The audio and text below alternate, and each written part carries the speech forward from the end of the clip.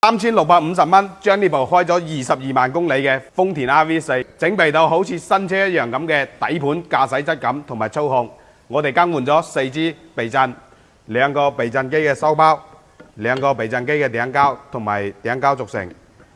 球頭部分呢，我哋更換2個平均球頭、2個方向機外球頭，後邊2條調整臂。底盤膠套可以單獨換嘅有下擺臂嘅膠套4個，後邊嘅羊角膠2個。仲有2個開口膠，就可以令呢部車又好似新車一樣咁好開、紮實同埋安靜。如果你部車都想做一次底盤整備嘅話，可以喺評論區預約我到店檢查。